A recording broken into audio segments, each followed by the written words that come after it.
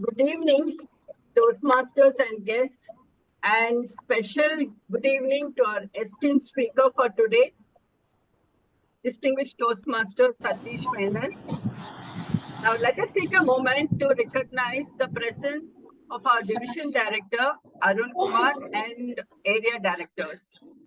I am Renuka from Coimbatore Speakers Forum. I have immense pleasure in being your MC today. But before I move on to our speaker for today, I would like to shed some light on the WOW Wednesday. It's an event which is open for all Division B initiative. Prominent members of our fraternity are invited to present on what goes behind their spectacular achievements or their amazing award-winning speeches. A successful entrepreneur has a practical mindset. They are optimistic about their entrepreneurial pursuit and at the same time maintain a reality check on themselves. What I mean to say is they work hard and they work smart. Starting and running a business is quite difficult. And to survive in the long run, you have to perform consistently at a higher level. I should know this, because my husband Rajan is a first generation entrepreneur in Coimbatore for manufacturing computer stationery, manufacturing machinery. Way back in 1980s, when computers were just then introduced into the Indian market. Today's speaker, Distinguished Toastmaster Satish Menon, is the first generation IT entrepreneur who, after completing a successful 2 decades of entrepreneurship, is now ticking items from his to-do bucket list. That is making him explore new areas and learn new skills as he believes that every day is a new day bringing with it immense opportunities and learnings. He grew up in Mumbai, where he completed his education and started on his entrepreneurial journey. That journey has taken him across the length and breadth of India, as well as to around 20 countries around the world. Now, being an entrepreneur has helped him learn and implement the different aspects of running a successful enterprise. He's an avid traveler, minimum 2 destinations, new destinations every year. An avid reader, around 4,000 books in his library, and an avid collector of miniature aircraft models and aviation memorabilia.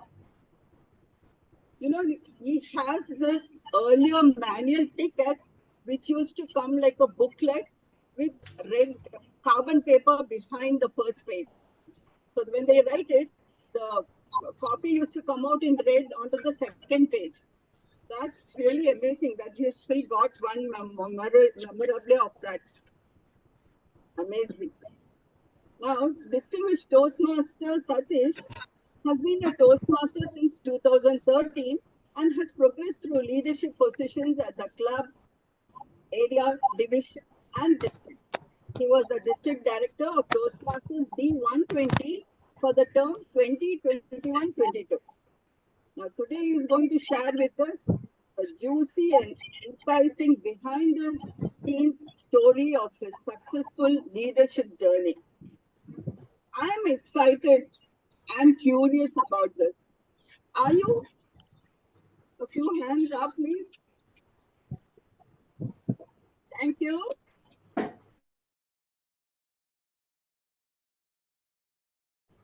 I'm honored and delighted to our honorable speaker for accepting our invitation.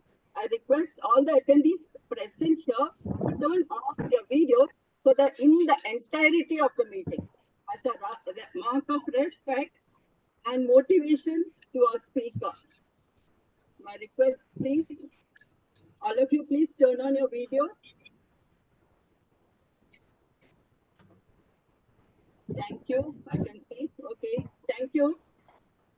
Without any further ado, I hand over the control to Distinguished Toastmaster Satish Menon.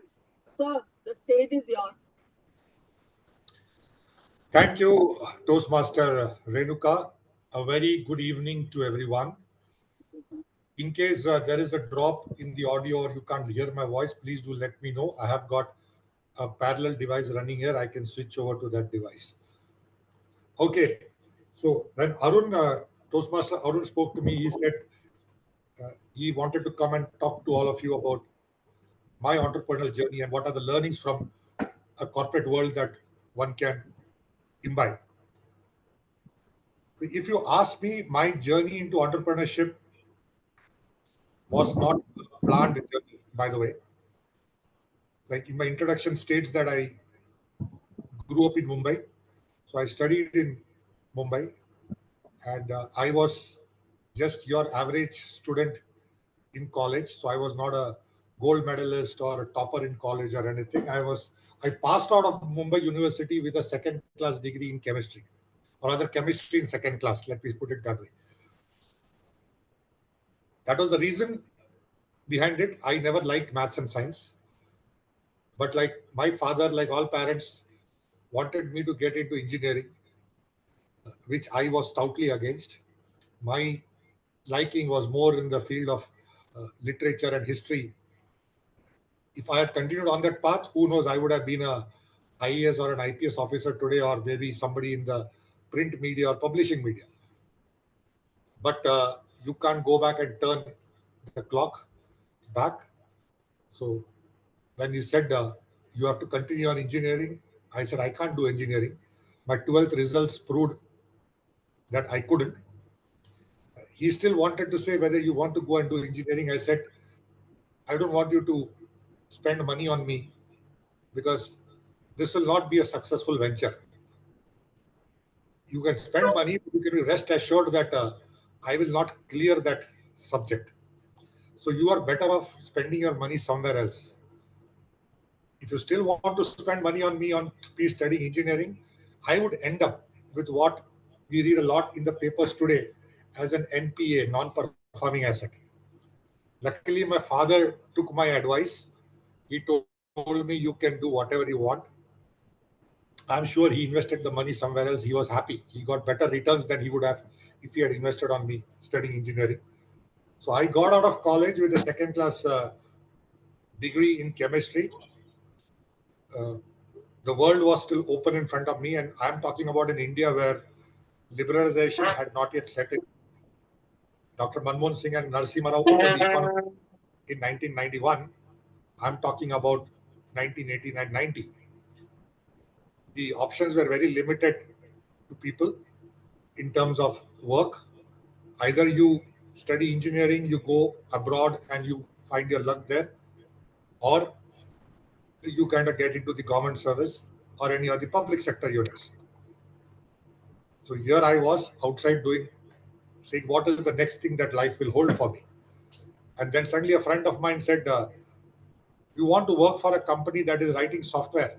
So they write software for stockbrokers. I said, fine. Uh, so I went there. So they interviewed me and then they said, let you are hired. But I later on figured out that programming was not my cup of tea. So they also figured out quite fast. It didn't take them much time to figure that out. In fact, they figured it out much better, faster than I could. So one of the guys said, see, you don't waste your time on all this. Would you mind going and selling this software to stockbrokers? I said, fair enough. 22 years old, the world in front of me. I said, why not?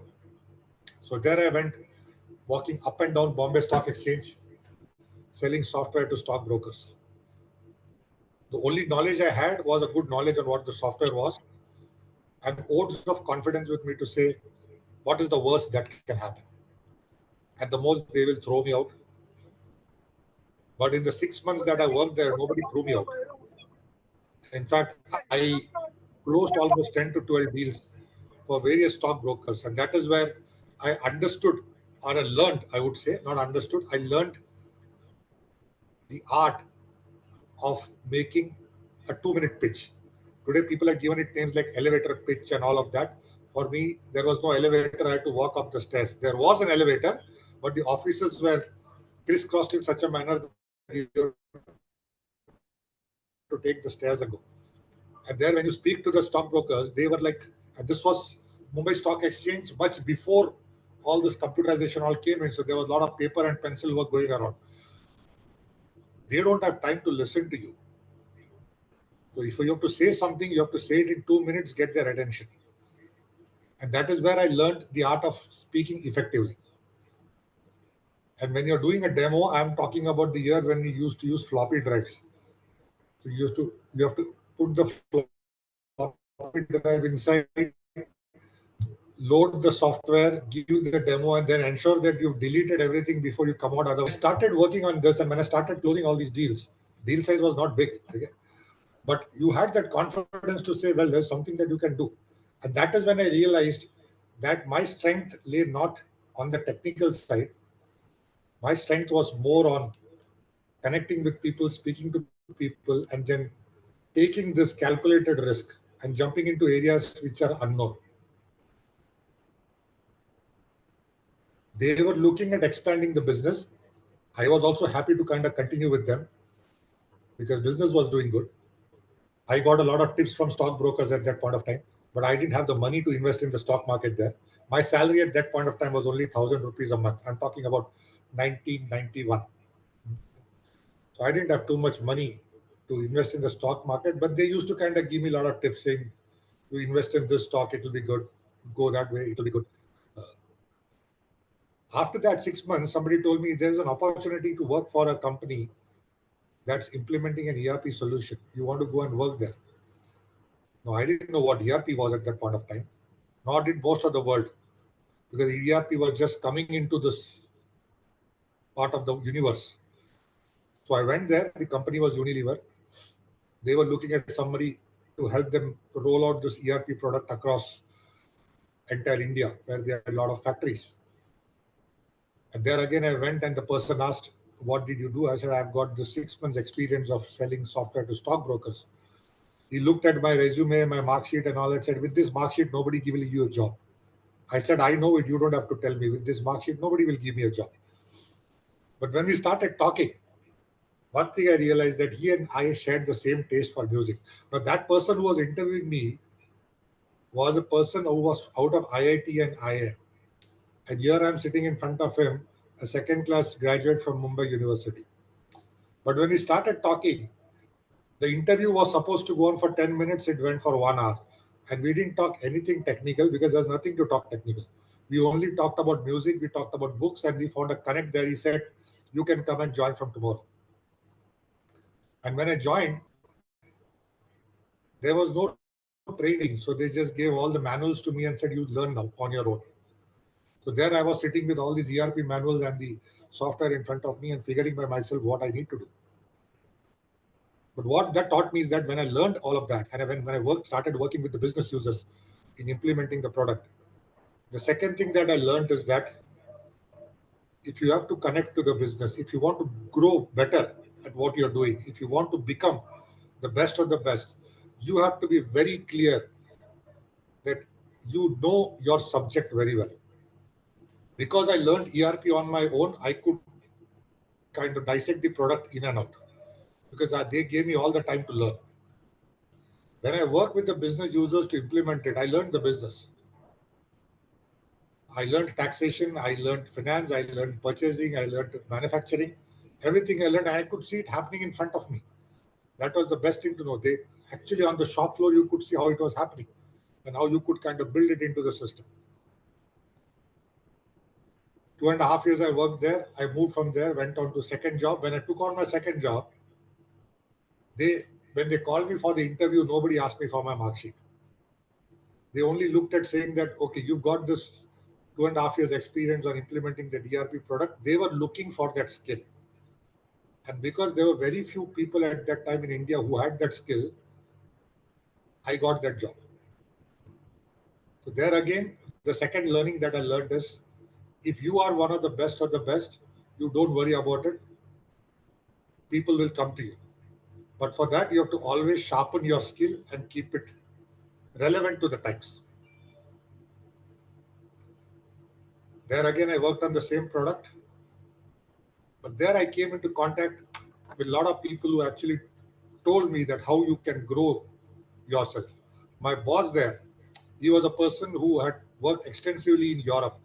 With him, I learned the art of how to build connections with people.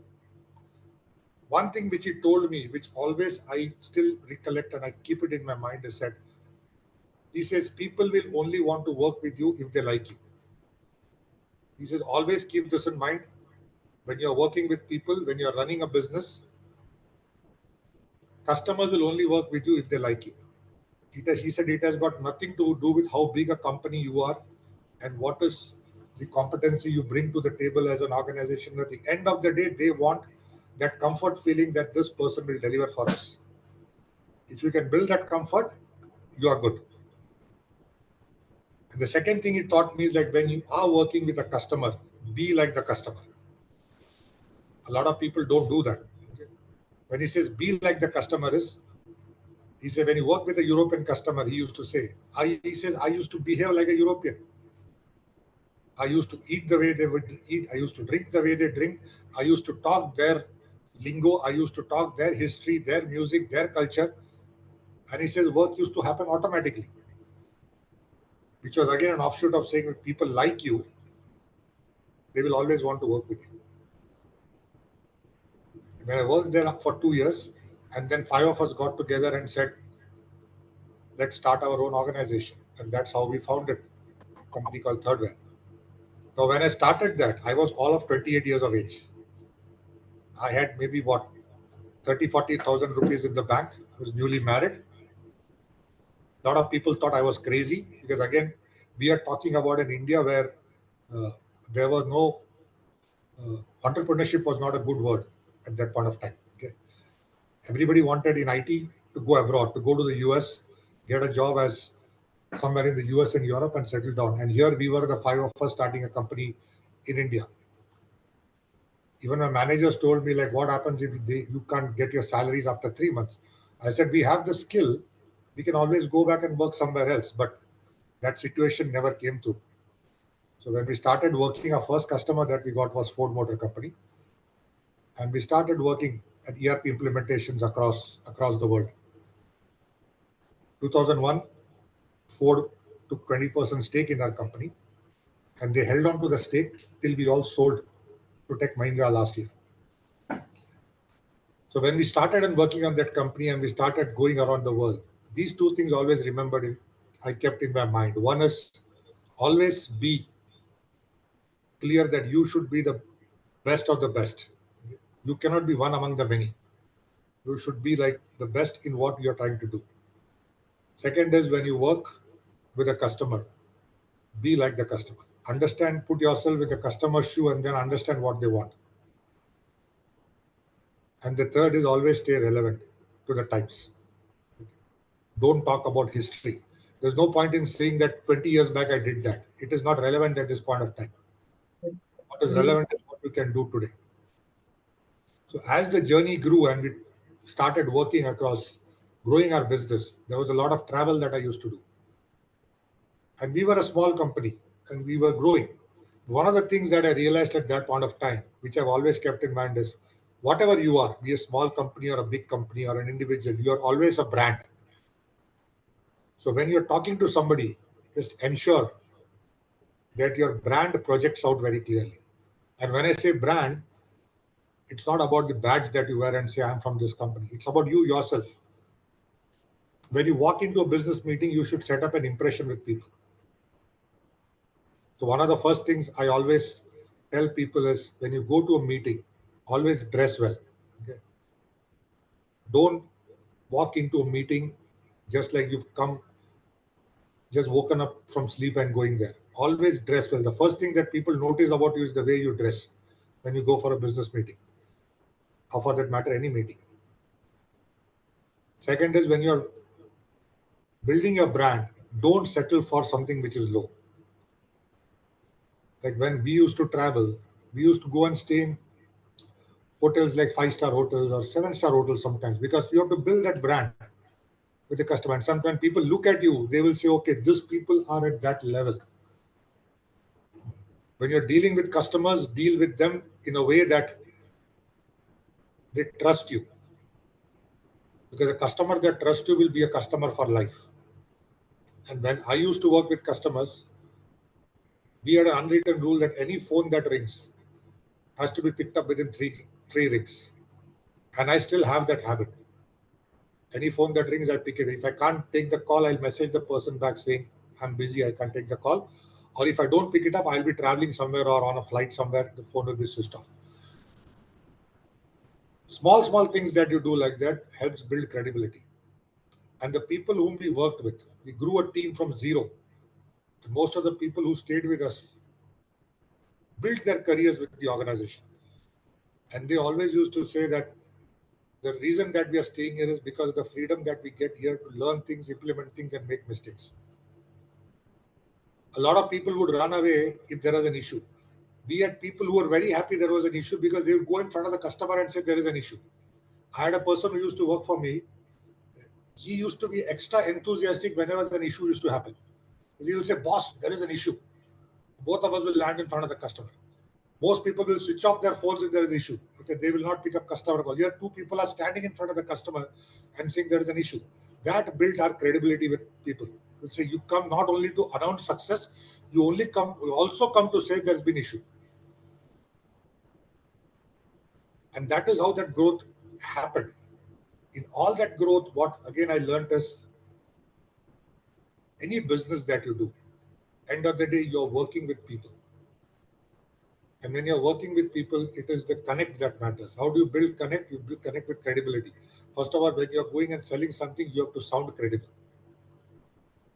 Second is don't tell lies. You will always get caught at the end. A lot of people think salespersons can tell something and goes, it will get fixed later on. No. If something doesn't happen, you say it will not happen. Have customers give us business because we said this will not happen in your case, or you cannot do this in your organization. They're very happy. They said you are the only people who are telling us this, that this will not happen. Third is if you connect with the customer, connect for a lifetime. Don't look at deals as a one-off deal and say, well, I've sold it. Now let's get out. Doesn't matter. To another day, another dollar, as the American saying goes. No. This is something that I tell even in Toastmasters to people to say, your existing customers will give you more business than new customers. Existing customers are the ones that build credibility to your business. I had a customer who used to tell me, and this is very true, and I recollected.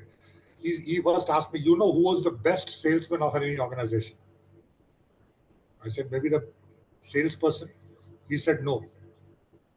He gave me one more chance. He said, do you know who is the best salesperson of any organization? I said, I don't have an answer. He said, your ex-employees. If your ex-employees go out and talk well about you, he says that is the biggest, those are the biggest brand ambassadors that you have. Because even after going away from your organization, they still talk good about you. So that holds true for customers also. If you work with customers, if you work with employees, if they feel that they are wanted, if they feel that they got what they wanted from the organization, they will always speak well about you. And that is where our thing comes to say, be truthful. Don't overpromise if you can't deliver. Better off saying, I will not do it or I can't do it and walk away. Sometimes you might get the deal, but don't overpromise. And as we grew, we found out that every area that we went in, we were one of the first entrants. We started off with ERP, then we felt that after ERP, what is the next best thing to come in? BI.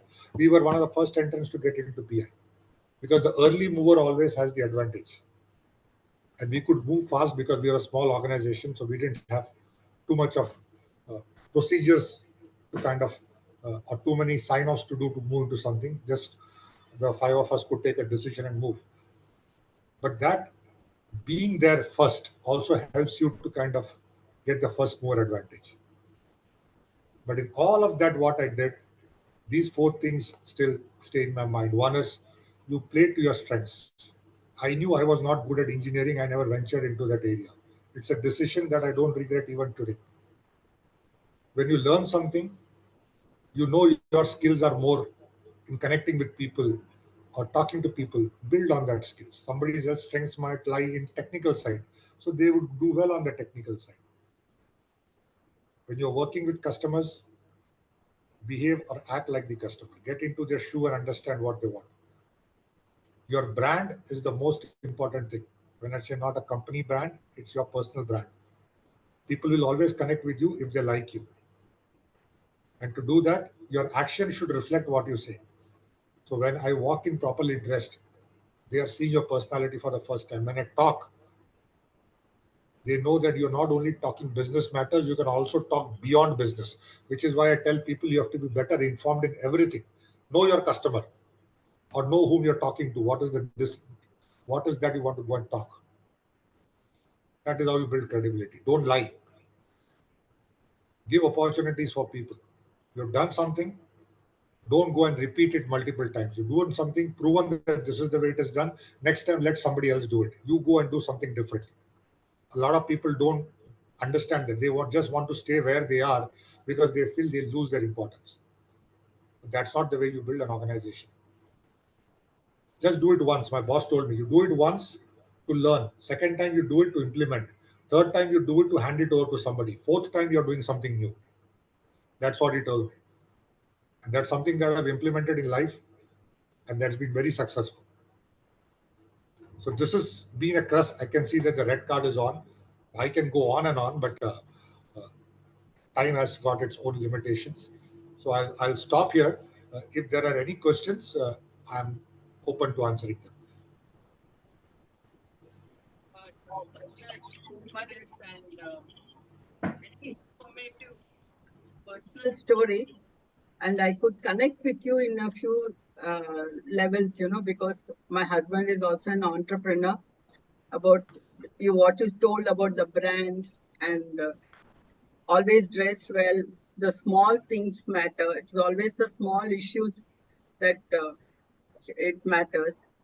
I have a few rapid fire questions which I would like you to answer. Uh, can I ask a personal question, sir? It's Sure. something you told me earlier. Can you tell me something about those idols that you have at home? Oh, well, I've got almost 500 plus Ganesha idols at home.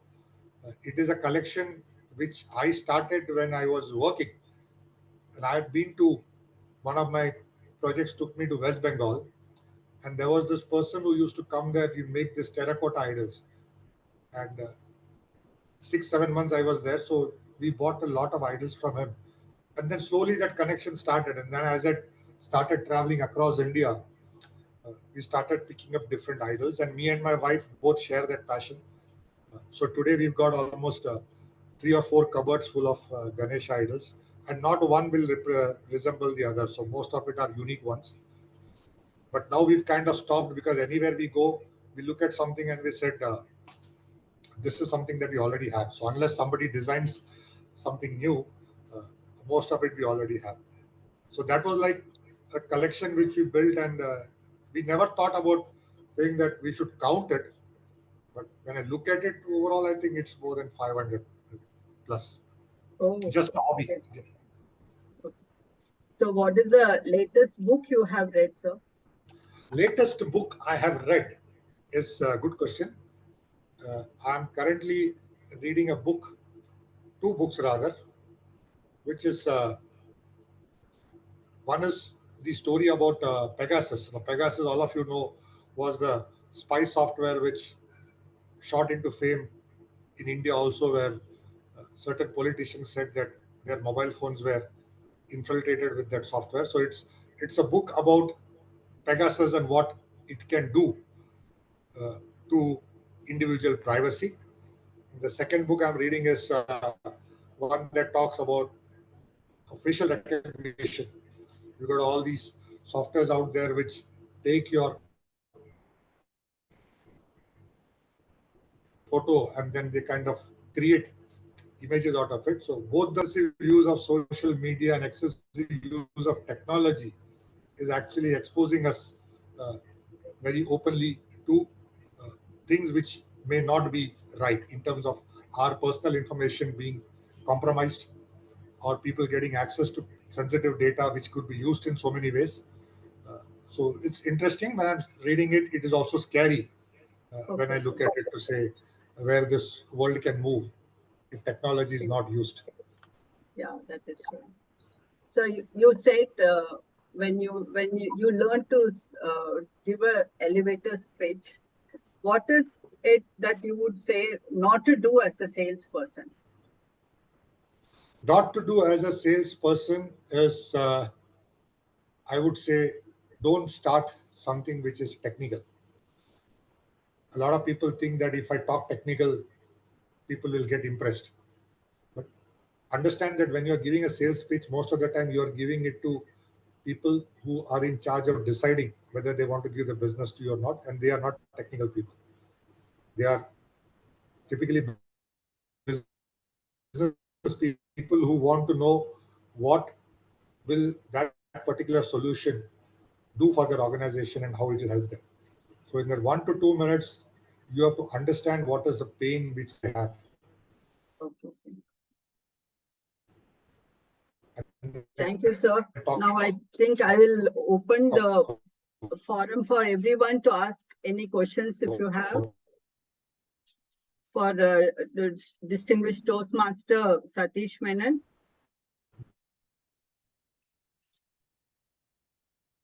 This is a Q&A session. You can ask any. Hello, am I audible? I'm traveling actually. If there is a lot of disturbance, I will. No, you are audible. Okay. DTM Satish, so my question is, you were talking about credibility, but as you rightly pointed out, sometimes we are thrust into role of selling solution for a cutting edge technology, which people are not very familiar about. I'm able to relate to it because I work on blockchain at present. I'm working on solutions. So how do we communicate to the customers that it is a proof of concept and it is not a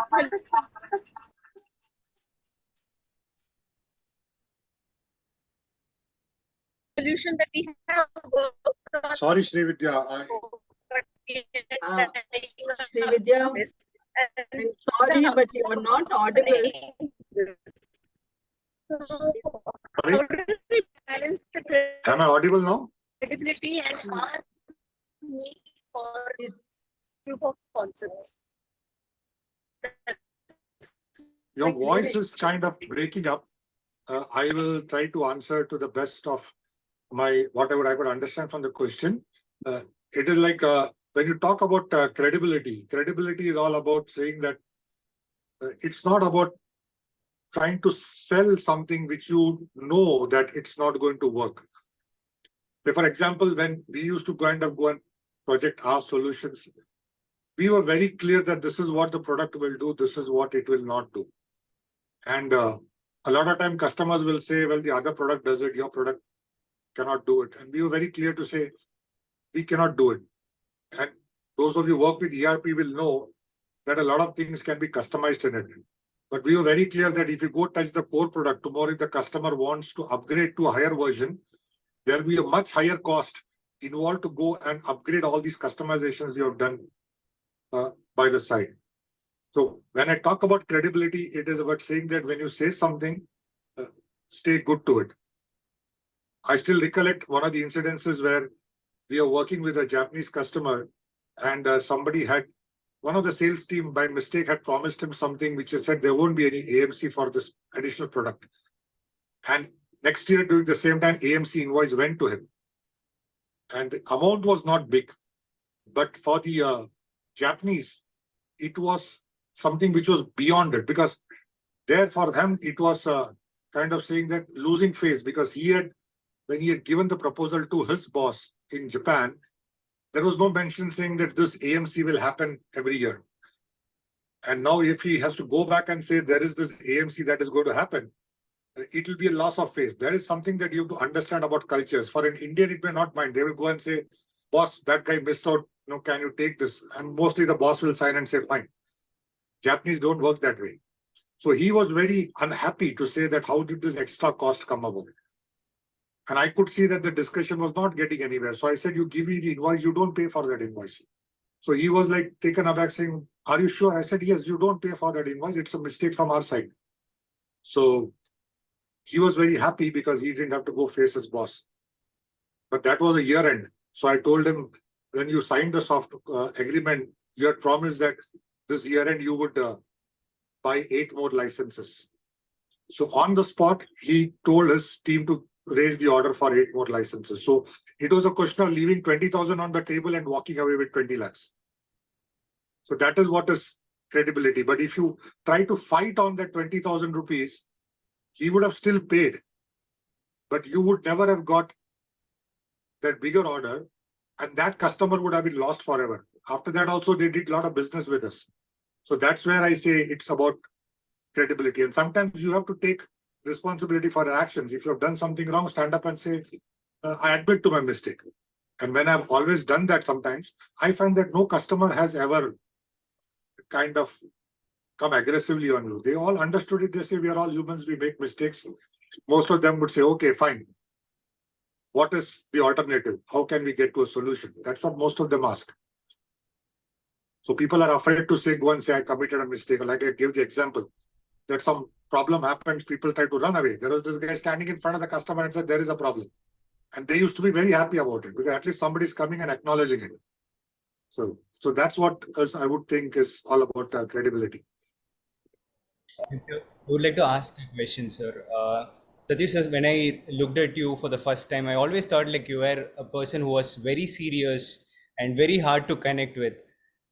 How really are you outside Toastmasters or outside work? How fun-filled are you as a person? How fun-filled am I as a person?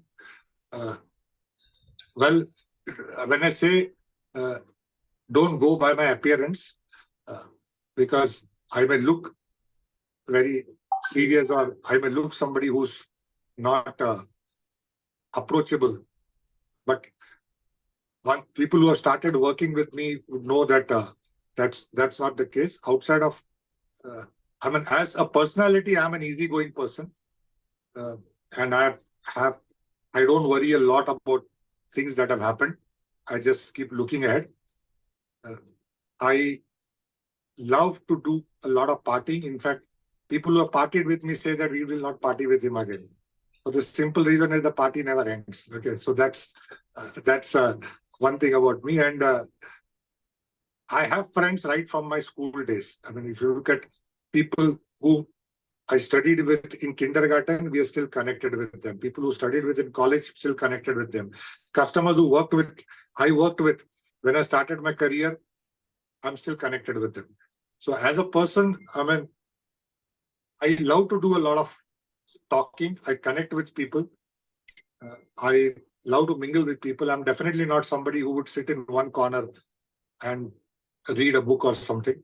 While traveling also, I casually chat up with people who are sitting next to me on the flight or on the train. And by the time I step out, you have got one more person to connect on LinkedIn or Facebook. So that's the kind of person I am. So don't go by my physical appearance. I might look a serious person, but I'm not. Thank you, sir. Sir, I have a question. Yes. Sir, how to create our own brand and brand name? How to create your own brand and brand name? See, it's all about yourself. So when I tell people in today's world, if you go and try to meet someone, okay, and you make an impression on people, how do you make that impression on people? It's, by the way, what are the first things that people look at you when you're going meeting somebody in person? They look at the way you are dressed or the way you carry yourself. So that is one. Second is when you're going to speak to somebody. If it is a business meeting, you should know the subject very well. Don't go and try to kind of do casual talk. It is not going to work. Know your subject very well. Second is keep yourself relevant. If you're doing something in a certain field, always ensure that you're up to date with whatever is happening in that area which you're working in. You should never get into a situation where you tell people, oh, 10 years back I was there, I did this. Nobody's bothered what happened 10 minutes ago. So 10 years is a long story. So always keep yourself relevant. And today's world of social media, you have to be extra careful. what you post on social media also takes a lot of importance on how your brand is perceived. Which is why I always tell people that nobody's stopping you from using Facebook, LinkedIn, Instagram, anything. But be very careful on what is that you want to project about yourself. Because people read all of that, and by what you post, what you write, what you comment on, people form an impression about you. Okay, so that's very important. What kind of impression you want to create? So you can see social media influencers, they do something different. But if you want to be somebody who's a business coach, you can see that their postings are different. If you want to be a technical expert, you go look at people in LinkedIn, their postings are different. If I choose to be a fashion model, then I go to Facebook, I see people who want to be fashion models, their branding is a totally different manner. So you have to be very clear on what you want to project as a brand. That's very, very important. Thank you, sir. Thank you, sir. We are having a time constraint. There's only time for 2 questions. Sure. But before that, I would like to recognize the Club Growth Director, whom I can see here on the panel. And yes, who would like to go? Siren Kumar? Yeah, sure. Okay, thank you, sir, for the great session. I was really impressed by the way that you talked about your experience. First thing I did is I went to your LinkedIn and gave you the LinkedIn request. So that's how motivated I was after listening to your session. So for me, so I have 2 questions to you. So you have around 26 years of experience and you completed different pathways. But what is the one reason that you're still sticking to a Toastmaster? Why I'm asking this is you started as a salesperson, you are an already an entrepreneur. So why you're still sticking to the Toastmasters and why you're still motivated to do complete pathways? That is my first question. Maybe due to time constraint, I'll read out the second question as well. Second question is, I'm also in technology field. So when you say that you had to stay relevant, so how do you stay relevant? Because you would have seen a lot of technology changes, and I know ERP implementation at your age is really a great thing. But you have also adapted to different technologies and all. So how do you stay relevant? So what are some of the things that you would suggest to like people like me who are just starting a career? Thank you. So let me answer the first question first. Why am I still staying in Toastmasters? So I started in Toastmasters because people in my organization, I felt had a need to develop their communication and leadership skills. So that's how I came into Toastmasters. But why I've continued in Toastmasters, I believe that there's a lot for me to learn here. There's a lot for me to contribute, and there's a lot for me to kind of share my experiences with you. Because every day, every Wednesday, 7 a.m. is when my club meets. And I wake up at 7 a.m., one of my clubs. So I wake up at 7 a.m. on Wednesday, I go to a Toastmasters meeting. When I walk out of the Toastmasters meeting, I learn something new. When I give my speech, each time I use my experiences to write my speeches. When I do a role, I do it, I learn something new in the way it can be done. When I mentor somebody to give somebody speech, I still know that there's a lot that I have to learn how to still be a good mentor or write a good speech. So there's a lot of learning which is there. And I always believe that learning doesn't stop at any point of time. Okay? Be it in Toastmasters, be it anywhere else. It's an organization which helps you to kind of learn and develop yourself better. And it's all about developing the self. And so nobody can say I'm perfect. Because perfection itself is an illusion. There is nothing called perfection. You can only go get better. You can only be better versions of yourself, but you cannot say I'm the best. So that is what Toastmasters teaches me, and that's why I'm here in Toastmasters. Second question to you, from you was, how do you stay relevant in business? See, it's very clear. I mean, you take a lot of companies that you see. Now, take a mobile phone. Earlier, you had Nokia that was the market leader. There was nothing. Everybody said Nokia. We used to bring out phones left, right, and center. Today, nobody hears about Nokia. Then came BlackBerry, which was like, people said this was the great thing. Okay, this is what will change the world and all of that. Today, who knows about BlackBerry? God. If you look at our business also, when we started off with ERP. We could be successful because that particular technology was just entering the world. And we were one of the very few who knew it inside out. So that's how we could be successful. When there are a lot of people there, we found that this was not time for us to kind of invest more there. Let's get on to something else. Then we decided what are the next best thing. For those who know about ERP, it's more about transaction data. Now, when all transaction data comes in, what is the next thing that businesses need? They need business intelligence to analyze that data and make intelligent decisions. So we said, let's get into BI. So we were one of the first movers into the BI space. When that happened, when BI started plateauing out, we said, what is the next best thing you can do? That's when machine intelligence and all of that coming in. So we said, let's get into that space. Then came Salesforce, then came a lot of other stuff. So we moved there. So when I say about being relevant is, if you are in the technology space or if you're in any space, everything has got a certain life cycle. Other than the food that we eat and the air that we breathe and the water that we drink, every other product has a certain life cycle. So if you don't kind of predict that life cycle, you would be one among the many. And if you're one among the many, after some point of time, you will lose your USP. And that's when you see a lot of people will try to compete on price. But let me tell you, that is the last thing that any businesses should do. You try to compete on price. You should always compete on value. You should always compete on what is the skill that you bring to the table and what is the value you will give to the customer. And for that, I say you have to be always ahead of what you are planning to do. I hope that answered your question. Thank you, sir. Thank you. Because of time constraint, I'm not able to take other questions, but please put it in the chat box. I will forward it to him. And there's one more question. Applaud for such a content-rich speech. Please take a moment to unmute and give a clap, please. There was one question. Thank you. There was one question here in the chat box which somebody said, how do you select your books? I just want to answer that. Well, I have got no kind of trends that I would only read so-and-so books or I will only read so-and-so author.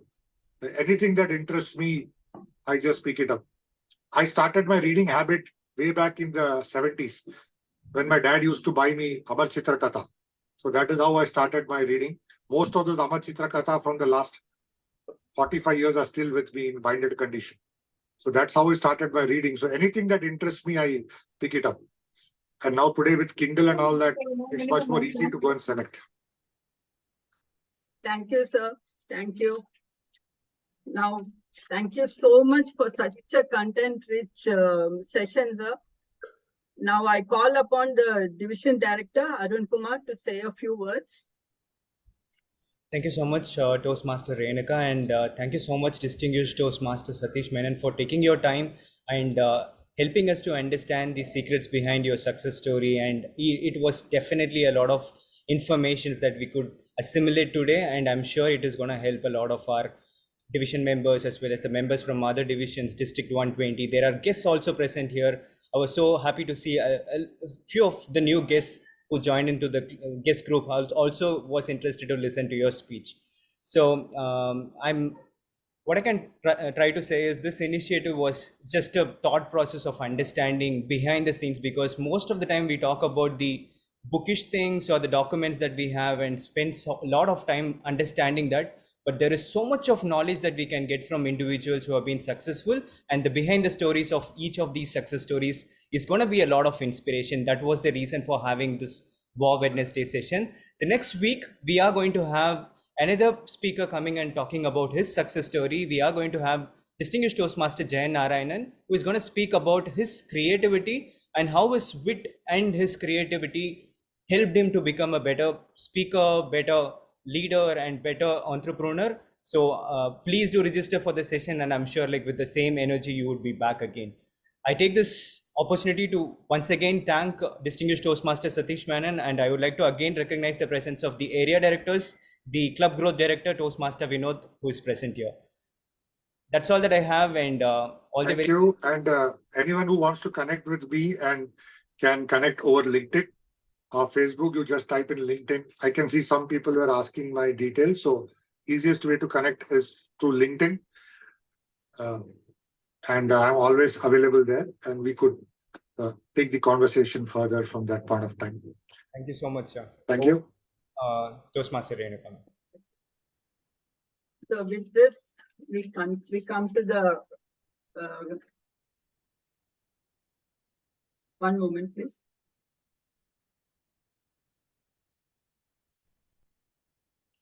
So thank you once again for such a wonderful session.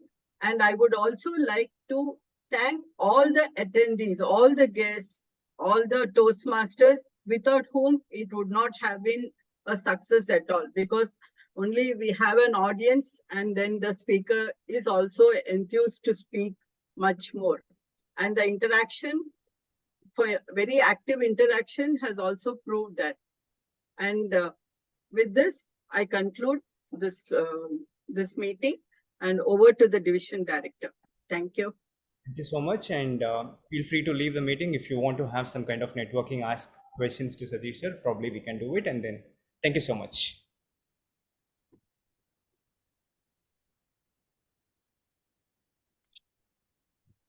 Thanks for this initiative, Varun. I think it's a wonderful initiative, and as you rightly pointed out, we can learn a lot in 40 minutes, compared to reading these in 2 or 3 books, especially the ones which DTM Satish was telling, being forefront of cutting edge technology, talking to customers or selling our solutions. Those lessons were really invaluable. Great initiative. Keep going. Thank you so much, Shreya. Thank you, Division B Director, for this initiative. I truly appreciate your effort, and I promise I will join every session. Thank you so much. Okay, thank you. Bye-bye. Bye-bye. Thank you. Thank you all. Excellent session. Thank you. Thoroughly enjoyed every minute. Thank you. Thank you. Thank you, everyone. Thank you. Thank you.